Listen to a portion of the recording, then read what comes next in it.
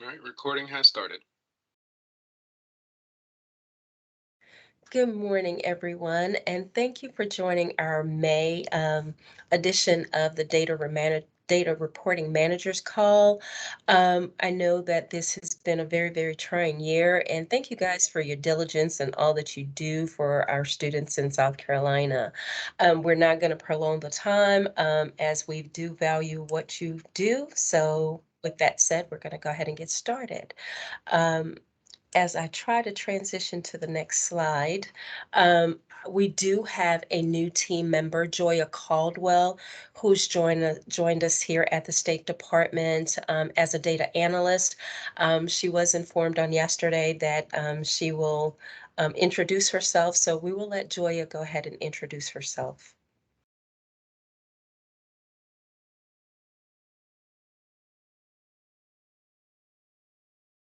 Joya? She Oh, I'm sorry. I think she's actually in Oh, as a participant. Let me try to okay. unmute her here. Thank you.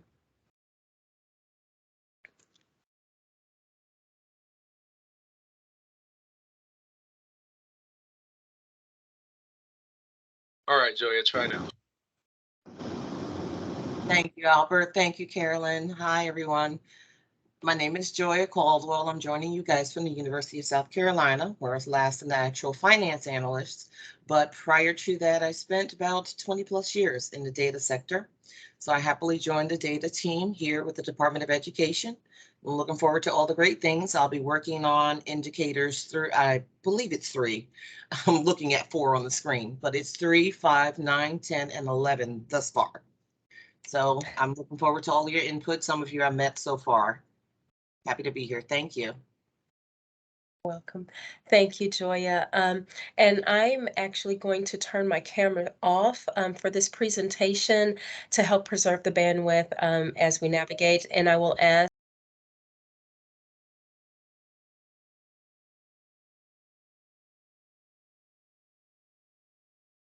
Sorry, Carolyn, you got muted. I'm sorry. Okay, I think I'm back. There's a serious lag here. I'm actually controlling from someone else's screen, so there's a lag with the delay. What I was saying is that I'm going to turn my cameras off to help preserve the bandwidth for this presentation. And we also ask that if anyone in the district has their cameras turned on, we ask that you turn it off as well. This, as Albert stated previously, this meeting is being recorded and will be shared and posted on our website at the conclusion. Um, Today, we will discuss the ADT access for those who may be new to the ranks, enrich updates, the data quality checks. We will review the methodology and identification for indicators 4, 9, and 10, give you a little bit of update about the SUNS ID number, and conclude with reporting due dates and questions. Okay. For those of you who are new to the data reporting special education ranks, to gain access to ADT, you will actually have to request access through the SCDE website, log into the application portal, and request the role um, of OSIS data. So you need to be assigned to the role of OSIS data in order to see or access any information that we send to you. This is a secure mechanism, which is why we're progressing towards this. So anytime that you need to send secure information to our office, this is actually the mechanism in which you would want to use to submit that information securely to our office. So once again, once you log into the agency portal, application portal, your contact, if you do not have contact or access, you need to ask your district, the web access coordinator, I'm getting tongue-tied here this morning, to assign you to the role of OSIS data, and that is the key. You may have access to other roles within your district already, but any information that you will be sending to us needs to be assigned. You need to be assigned to the role of OSIS data. Okay. As it pertains to Enrich, just want to give you guys a little bit of information about what transpired a couple of weeks ago when the Indicator 8 report was due.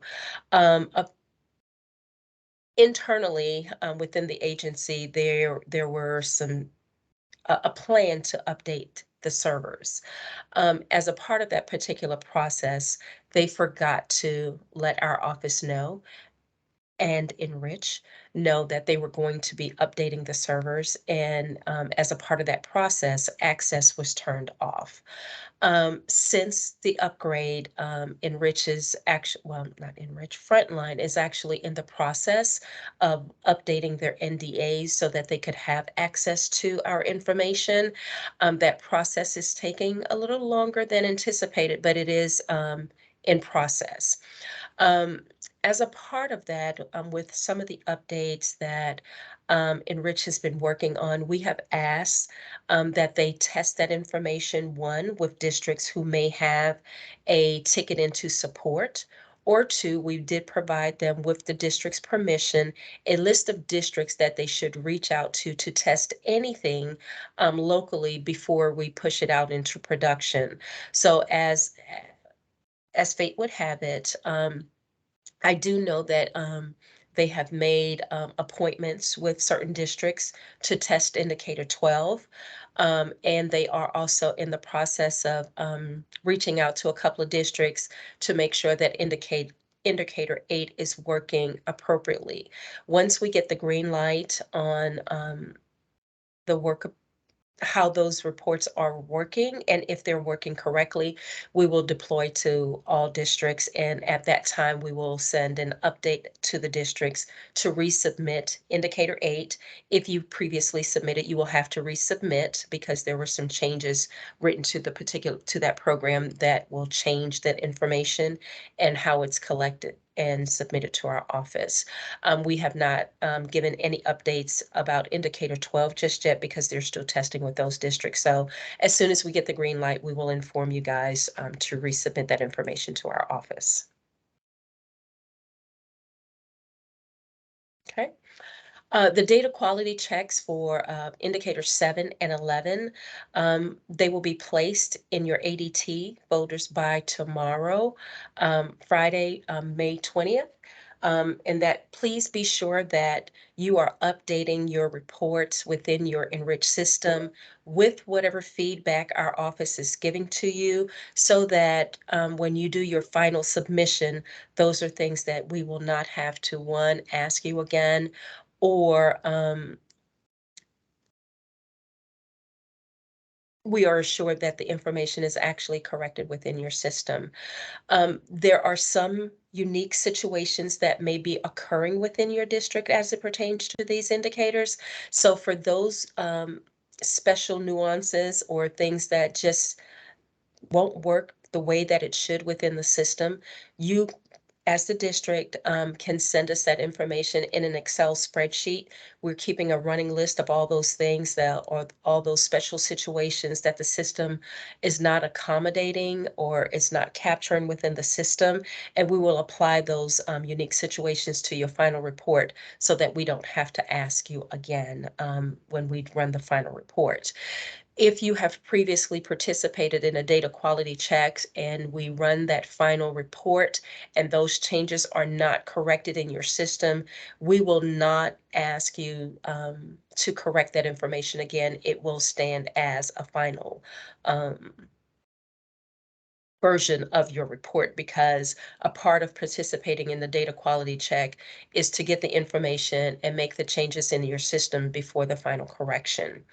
The naming convention, we wanted you guys to be aware of the naming convention because our office will be placing different information within to ADT, just so that you'll know, and it should consist of the district name, the particular indicator or report, and the April data quality check, just so that you'll know what to look for and how to look for that information once it's submitted into ADT.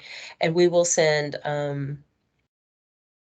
we will try to put the in updates, communicate that as a part of the weekly update, so that we're streamlining the information that comes out of our office. So look for updates on the weekly bulleted items that's coming from our office to the directors.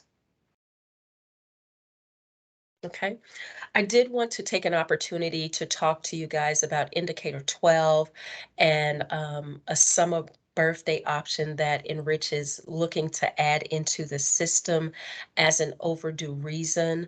But there is a twist to that overdue reason, because to be compliant with the indicator, the report, the IEP must be in place prior to the third birthday.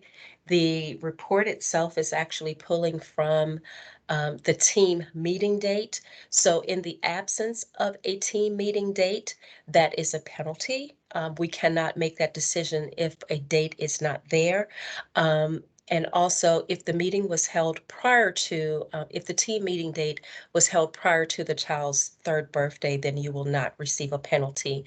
But if it's after the child's third birthday, or if there's no team meeting date within the system, you will receive a penalty for that. So we just wanted you, and this is something that we are currently doing already, but we just wanted to remind you guys of that as we enter the end of the year and the final submission due in June.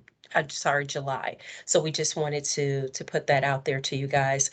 Our next month's meeting, our June meeting, will be centered around indicators 11 and 12. Just kind of going over those things that we've been enforcing all year, just as one last opportunity to make sure that your data is accurate before you submit to our office. And that was my last slide, and I'm going to stop control and turn it back over to Kelvin.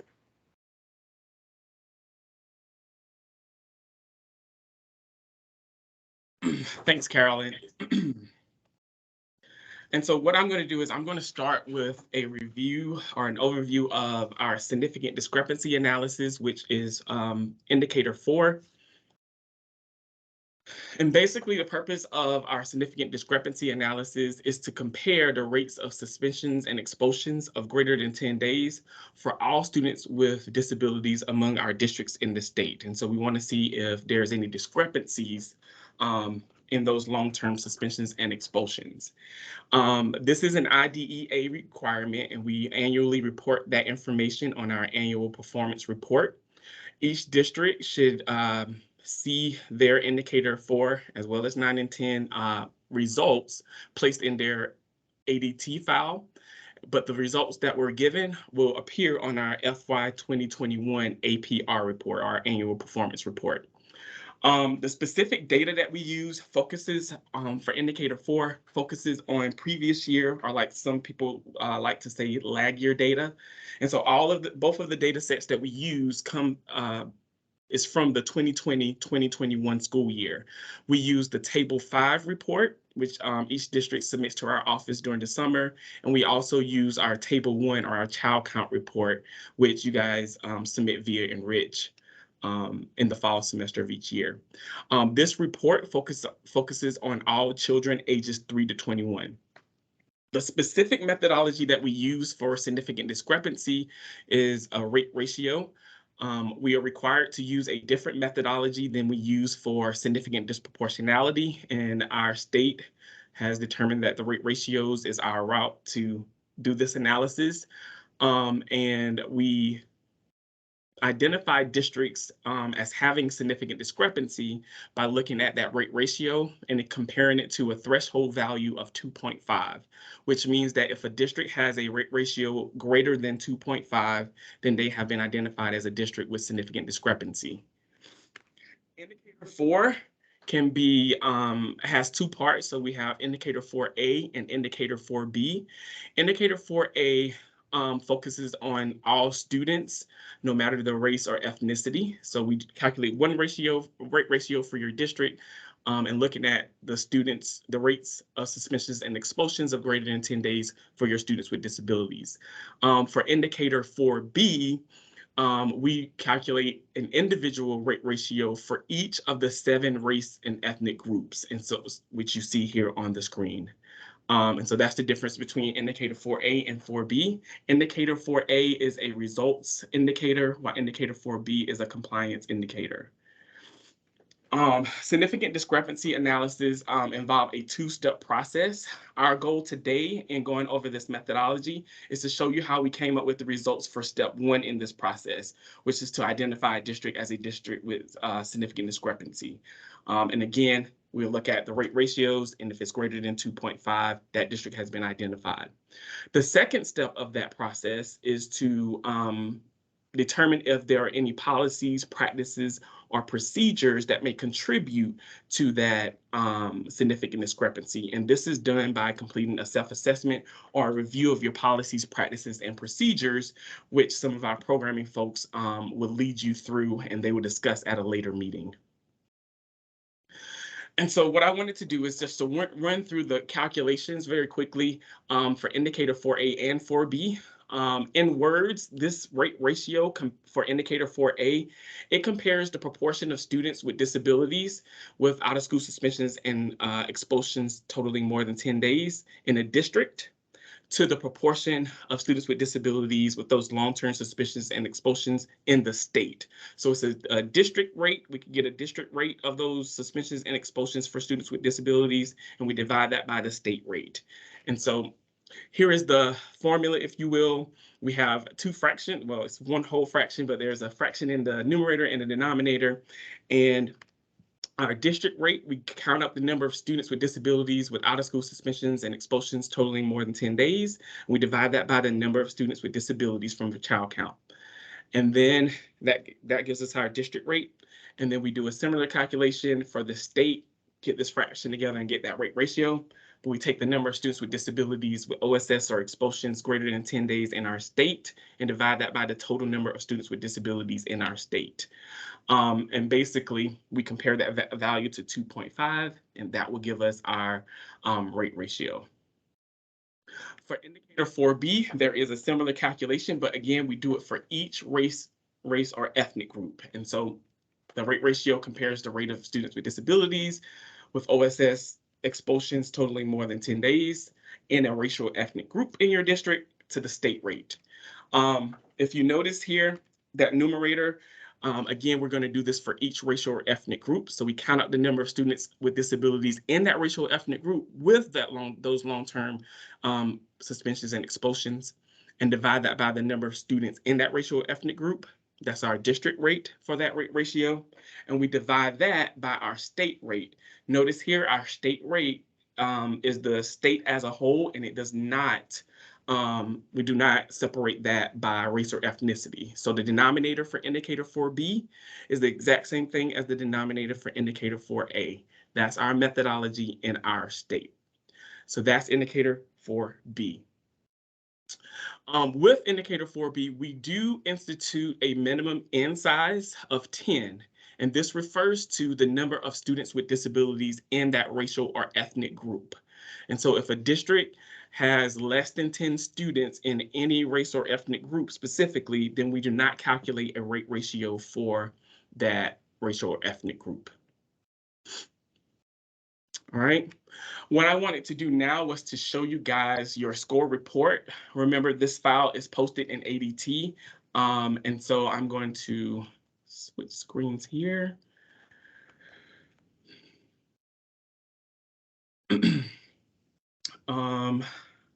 Hopefully everyone can see that. I can't see what you guys see. But this is your indicator 4 results for, this is a sample of your indicator 4 results for the school year 2021-2022. There's a blurb about explaining the results for indicator 4A, but your results are given in this chart here, or this table here. Of course, your district name will appear here. There's a reminder that your rate ratio for indicator 4A involves all students, not students disaggregated by race or ethnicity. And the number that you see under this column here, labeled all students, will be your rate ratio. And then this column here, titled significant discrepancy, is whether your district has been identified. And so if you see a value of 2.5 or a value greater than 2.5, you should see a yes here under significant discrepancy. That means you've been identified as a district with significant discrepancy for indicator 4A. We have a similar chart for indicator 4B.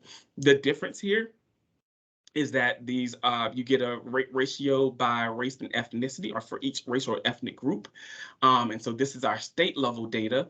Had at least one of these values been greater than 2.5, we would have seen a yes here, which would indicate that our district was identified as a district with significant discrepancy for indicator 4B. In addition, on that file, you will see the data that we use to do the calculations. So if you wanted to rerun those calculations or verify any of the data, you actually have that to your disposal. The difference in what you see on the screen and what your district has is that you're going to see 2 rows of data in each of these tables. It's going to have a row with your district data, and you also have the state level data on a row here. Since this is like a state report here, I don't have this shown here, but you should see your district's data as well as the state data. You're going to have your count in this first chart of the number of students who had OSS greater than 10 days in your district. That's from your Table 5 report. This is a reminder that this uses lag data. So this is from the school year 2020-2021. And then you also will have your data and the state level data for your child count. And so you should see that here in that chart. Okay. So that's indicator 4. I'm going to go ahead and jump right to indicators 9 and 10. Indicators 9 and 10 are about disproportionate representation. The purpose of doing the disproportionate representation analysis is to evaluate the extent to which students in specific racial ethnic groups are disproportionately identified as a student with a disability or as a student with specific disabilities. And indicator 9 focuses on all disabilities. Indicator 10 focuses on specific disabilities. This is an IDEA requirement as well. We have to report this annually on our annual performance report. Just like with indicator 4, these results will appear on our state's FY 2021 annual performance report. The data that we use here is current year data. We have access to that data in a timely fashion to use current year data. And the specific data sets that we use include our child count data from Table 1. And we also use a data set that we get from our Office of Research and Data Analysis, which is our student enrollment, which they call our membership file, but it's closely aligned with the 45th day enrollment file data set. One of the differences between indicators 4 versus 9 and 10 is that indicators 9 and 10 focuses on our school age population.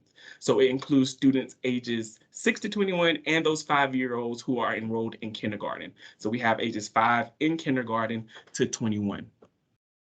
The methodology that our state uses is risk ratios and as well as alternate risk ratios. So unlike with indicator 4, with indicators 9 and 10, we can align our analysis method for indicators 9 and 10 to our significant disproportionality analysis. And our state has decided to do so. The difference, we're only going to focus on that 1 year of data and the threshold value that we compare, to determine if there is disproportionate representation is 2.5, whereas SIGDIS Pro is a bit larger and encompasses more years of data. Again, indicator 9, we're just looking at the identification as a student with any disability served under IDEA, but with indicator 10, we have to go through and calculate a risk ratio or alternate risk ratio for each of these disability categories. So we'll do a different analysis for all students with autism, students with an emotional disability, an intellectual disability, so on and so forth.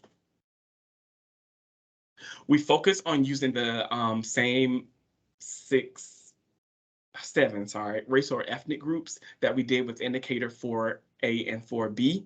And so we'll calculate a risk ratio or an alternate risk ratio for each of those race and ethnic groups for indicator 9 and for each of those disabilities in indicator 10. Just as was the case with indicator 4, indicators 9 and 10 is a two-step process. Again, today we're focusing on that calculation piece. And so we're going to identify the disproportionate representation by looking at whether a district has a risk ratio or an alternate risk ratio greater than 2.5. And then the second step of that process is to determine if any of that disproportionate representation is due to inappropriate identification. And that comes by way of a self-assessment, which our programming folks will review with you guys at a later date. What I'm going to do in this example, as I go over disproportionate representation, I'm going to focus on indicator 9, which is looking at all students with disabilities as a group. You can use the same methodology, or you will use the same methodology for indicator 10. You just have to subset your data for each disability category and then do the analysis in the same way that I describe here. But we use a risk ratio here for indicators 9 and 10. And so we're going to divide two risks. By the way, if those of you who attended or viewed the March data reporting managers meeting or training, this is the same information that was given in the SIGDIS Pro presentation. And so you have that if you want a longer explanation. But we do the risk, we divide the risk of students in a specific racial ethnic group for identification as a student with disability by the risk of all other students. And by all other students, we mean students who are not in that racial ethnic group. All right, so it's the division of those risks. And a risk is just a percentage or a proportion of students enrolled in your school who have been identified. And so if I wanted to look at that numerator risk, I find that I count up the number of students with disabilities in that racial ethnic group, and I divide that by the number of students in that racial ethnic group who are enrolled in my school. And that includes both gen ed and special ed. And that would give me the risk for being identified as a student with a disability in that numerator. Then I have to divide that by the risk of all other students. And that means I'll have to go to my district, count up the number of students with disabilities in all other racial ethnic groups, and divide that by the number of students in all other racial ethnic groups who are enrolled in my district. Now, this is a risk ratio, and it focuses on using district data. All right, all of that is data from your district. So that's the case. And when we calculate that risk ratio, it's greater than 2.5, then that district has been identified as a district with disproportionate representation. Much like what we do with significant disproportionality, we also institute the same cell size and in size methodology with indicators 9 and 10. Our cell size refers to the number of students with disabilities either in the racial ethnic group or students with disabilities that are not in that racial ethnic group. So it's the numerators of both of those risks. That needs to be at least 10 for me to calculate a risk ratio. And our minimum N size refers to the number of students in our district who are enrolled in our district in that racial ethnic group, or all other students who are not in that racial ethnic group. This makes the denominators of both of those risks. And so if in a district, the number of students with disabilities basically, if both the N and the cell sizes are met, then I'm going to calculate a risk ratio using this exact formula that I have here on the screen, okay? If this risk, that numerator risk, which I have highlighted there, is met, but this denominator risk is not met, meaning the number of students with disabilities in all other racial ethnic groups is not at least 10, or the number of students in all other racial ethnic groups enrolled is not at least 30. If that is the case, then I am going to calculate an alternate risk ratio. And the alternate risk ratio is used so that we can still find disproportionate representation and fulfill our equity requirements, but we may have a district with a small student population or a homogeneous student population with very few students in all other racial and ethnic groups. And so alternate risk ratio is basically the same thing as a risk ratio, but we change the denominator. So the numerator risk is basically exactly the same as before, but the denominator risk is now different. Instead of focusing on using district level data with the number of students with disabilities in all other racial ethnic groups and those that are enrolled in your school, we use the state level information. And so you need state level data in order to come up with this calculation as an alternate risk ratio. But we only use that if the numerator risk is met, but the denominator risk of a regular risk ratio doesn't meet the minimum cell or N size. Now, if this numerator risk is not met, then we're not going to calculate a risk ratio, nor will we calculate an alternate risk ratio. Now, I've gone through that. I'm not sure how clear that is. This is a visual or a flow chart that can help you determine whether we're going to calculate a risk ratio, an alternate risk ratio, or neither. And so you will be given this PowerPoint presentation. You can keep this for your records, and this recording will be posted. But this is how we make the decision as to whether we're going to calculate a risk ratio, an alternate risk ratio, or neither. What I wanted to do now is to show you your indicators 9 and 10 district results. Again, this file that I'm going to give you a sample of on state level data is in your ADT folder. And so I'm going to switch here so that we can see that file.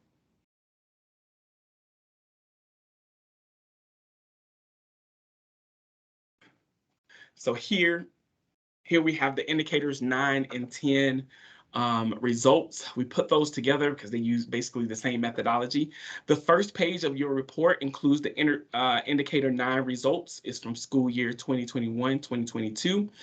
There's some narrative here or verbiage here to explain what we've done. But this first table here is going to give you your results for indicator 9.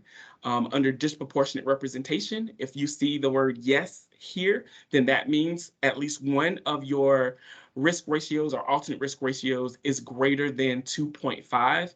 As you can see on this state report, none of these values are greater than 2.5, and so we see a no here. So the state wouldn't be identified as having disproportionate representation.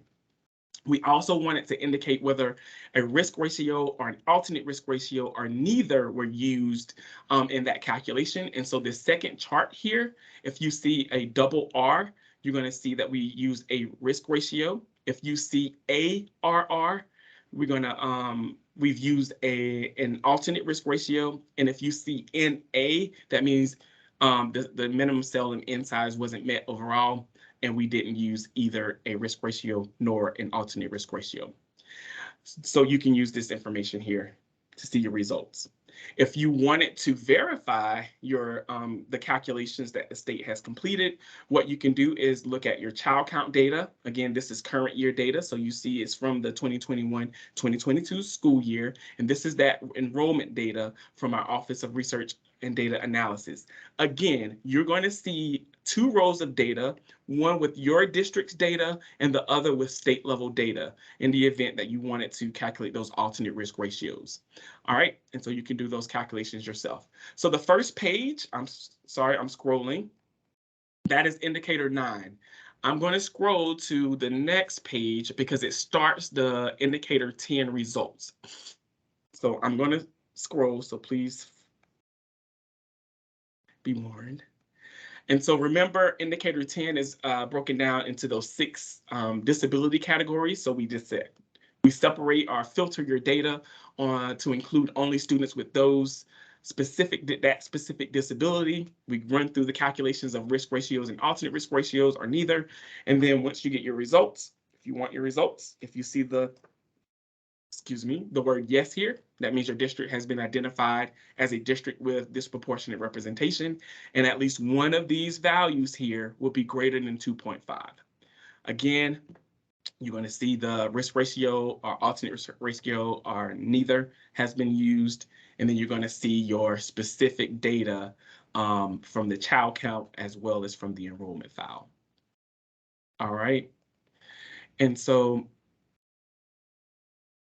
once once your district has been identified, remember that we have to go, whether this is indicator 4 or 9 and 10, you have to move forward to doing the review of your policies, practices, and procedures and or your self-assessment to determine if the significant discrepancy is due to policies, practices, and procedures, or if that disproportionate representation is due to inappropriate identification. And so there is a required meeting to be held on Wednesday, June 8th at 2 p.m. I think invites have already been sent out. I may have misspoken, and so if they've not been sent out, the invite to a Teams meeting will be sent out. And basically, some of our programming folks in our academics and our social emotional learning focus groups will walk you through the process that you'll have to go through to complete the self-assessment and or your review of policies, practices, and procedures. I do want to make note, so districts for 4B, 9, and 10, if you have a yes in your score report, that just identifies that you're over that threshold. That doesn't mean that you're in non-compliance for indicators 4B, 9, and 10, or anything like that. It's just a trigger for us to initiate that self-assessment or that review of your policies, procedures, and practices. And so keep that in mind as you are thinking about what just happened with those results. If you have any questions about indicator 4, the team lead for our social emotional learning focus group is Tina Ross, and her email address, you can get in contact with her at that email address listed there. For the academics focus group, Sandra Garner, her email address is there. She can answer questions about indicators 9 and 10. And if you have any data related questions, you can contact Carolyn Bostic, and her email is listed there. All right. And so I think that is it for what I have. And so I'm going to turn it back over to Carolyn so that she can discuss other things. And thank you so much for that, Calvin. I have been answering the questions in the chat as we've been moving along, so I think we're up to date on all the answers for that. I do want to notate that on the next steps, although it only lists indicators 4A and 4B, that session on June 8th will be for any district that was identified for indicators 4A, 4B, 9, and 10 and or 10. So all of those impacted districts will be required to have someone to attend on that day or have a representative present for that particular training. So I just want to notate that on the slide, although it only said indicators 4A and B, that 9 and 10 are part of that training as well. Was someone going to say something? Did you need me to open the floor up for discussion at this point, Carolyn, or? Not just yet. I thought I heard maybe Yolanda or someone was about to say something, but maybe not. Just a couple more slides to review, and then Albert, we can open it up to everyone for questions. On last month's recording, I mentioned the initiative that we are about to approach of all students having a SUNS ID number. I can tell you that according to our last meeting, I've been tasked with providing a list to the districts, but districts would probably have their own list of students within their enriched system that does not have a SUNS ID number, to kind of get an idea of what we're looking at. How does that impact your day-to-day processes? Maybe it won't be any impact, but we certainly did not want to take this approach without having the conversation. So just some things to consider. The information right now is with the district data governance work group, and that's one of the things that they're talking about. What type of impact will this have on the district processes? How will it impact your PowerSchool? Is it is there any additional information that will be needed in order to complete this particular process? I can tell you that right now, we would have all of the basic information, basic demographics needed to add a student into PowerSchool. Those students would be coded as EEI. They would not be funded. This will allow those students to flow through the nightly interface process with PowerSchool so that these students would appear in your Enrich system. This will eliminate that process of you having to manually add those students into the Enrich system. Now, they are having conversations about what other sort of impact will these students have being added into the PowerSchool system, whether or not we will need to inactivate them into PowerSchool once you have pulled them into Enrich and then turn off that particular switch so that, they're not constantly being updated into the system. So we will need some input from you guys as to how this will impact your processes. I'm sure there are things that you guys may have to do internally within the district that I am not necessarily aware of. So having some insight to that, to your daily processes of manually enrolling those kids into school and how that will change or what sort of impact it will have if these students are now entered into PowerSchool. Is it the same person that will be completing this process, or is that workload going to be shifted to someone else? So just having some insight to that. And once it's approved, we will send a survey out to get some input from you guys on this particular process and the impact that it will have on your district. Next slide, Kelvin, please. Okay, just a couple of reminders. Wanted to talk about the reporting dates that's due for the completion of this reporting year. Still don't have any definitive dates for indicators 8 and 12 just yet. We will send that out. Send that information out to you as soon as we are aware of Frontline updating their systems and testing all those issues.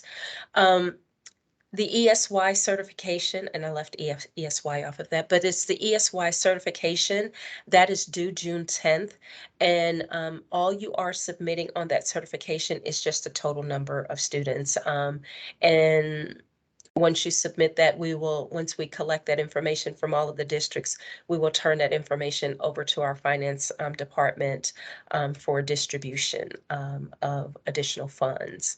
Our next monthly data reporting meeting will be June 16th. Once again, if you're not able to attend, those calls are recorded and will be posted on the website for you to access later on. Indicators. Indicator 7 is due on June 24th, and also the self-assessments for indicators 4, 9, and 10 are also due June 24th via ADT. Excuse me. Indicator 8, once we're really on hold until we're able to get that submission via Enrich.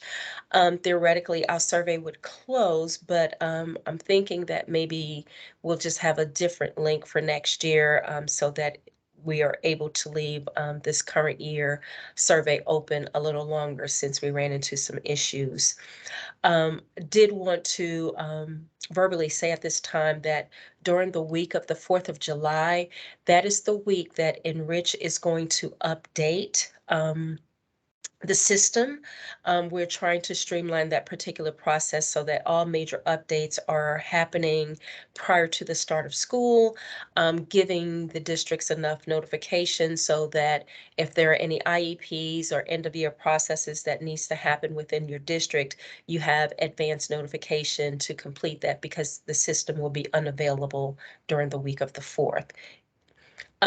And also the surveys for Indicator 8 for the 22-23 school year will go live on July 11th. Next slide. Okay, and now we would like to open the floor to anyone that have questions. I have been answering the questions in the chat as we've been progressing. Let's see. All right, I've gone ahead and opened up the floor for any questions. Sure. And I think you had a few, Carolyn, in the chat while you were speaking. They were asking about the SUNS number. Kathy said we serve adult ed, GLEAMS, and PPPSC students. How will they get a SUNS ID number? Additionally, your adult ed students, I don't know that you are identifying students in adult ed after they've left public school. So typically, any students that may be in adult ed should already have a SUNS ID number, so we should not have to revisit that process for them. If they've been enrolled in public school at any time during their curriculum, they should have a state ID number. I'm not sure what GLEAMS is, and your PPPS students would also be a part of that publicly enrolled students process. So those students will be a part of this particular process. Kathy, did you want to let us know what GLEAMS? I'm thinking that's Head Start, but can you just unmute if you're not unmuted and let us know what GLEAMS is so we can ensure that we answer your question? Oh, she said it's Head Start. Yes, It is Head Start. So the thought process is for those students that are coming into your district, if they are a student with a disability, the thought process is you will enroll them into your Power School so that they can be identified or obtain a SUNS ID number, and then feed over into Enrich, and you will pull them from there.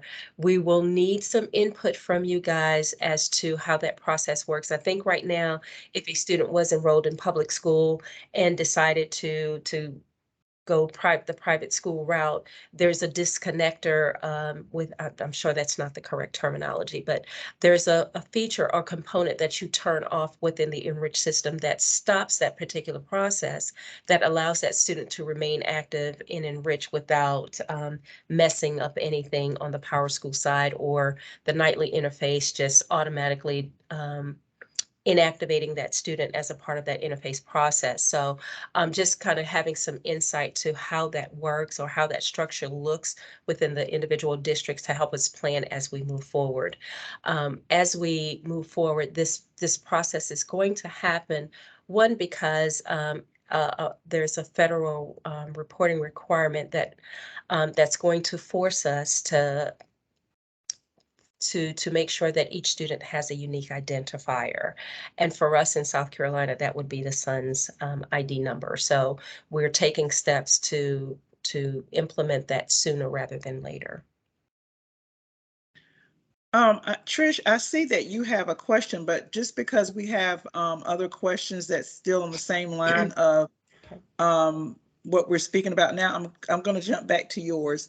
But let me just go ahead and address that while Carolyn is addressing this subject.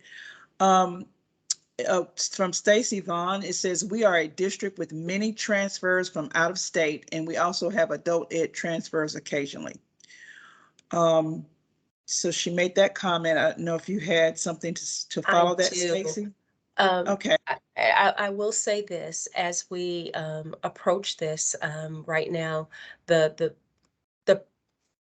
proposal on the floor to accommodate this would be that each district will have a school added to their Power School that will be the housing place for all of these students. So it would be maybe a homeschool / private school within each district that you can drop all of these students into that particular school to accommodate the school's students being attached to a school within Power School. So that is the proposal on the floor right now.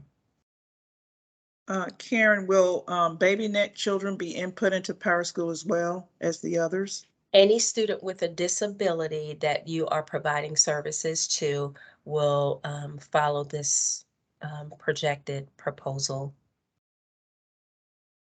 Okay. All right, and then I'm gonna roll back up to the question from Trish. Would there be a report to run via Enrich to confirm ESY is on the student's IEP as in the past? Unfortunately, I cannot say that that report within Enrich is working appropriately. I can turn it on, but once again, you will probably have to take some extra steps to verify that the count on that report is actually working correctly. But I can turn that on for you if you'd like. Okay, that's all. I don't think I skipped, but if I did, if any of you may want to come off of mute to ask questions, I think I captured everything, but if not, please. Well, I just had one to pop up from Sherry Bell.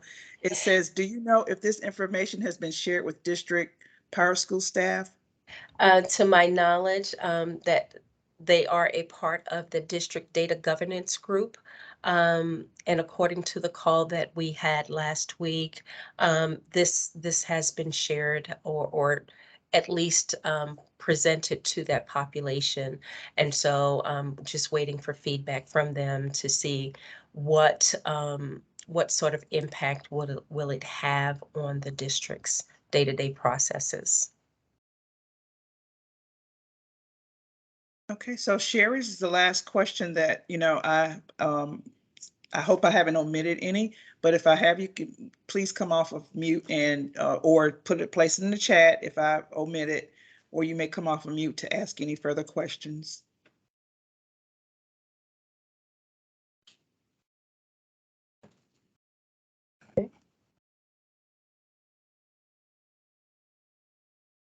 Okay. I think that would be the appropriate silence indicator.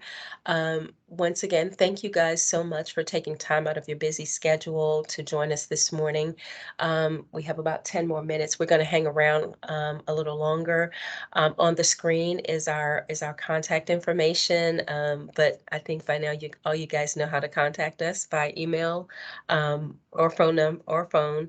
If you would like to reach out to us to ask any additional questions or need us to provide clarification on anything, we'll certainly be more than happy to do that for you. And if there are no other further questions, thank you guys for joining us. And that concludes this morning meeting.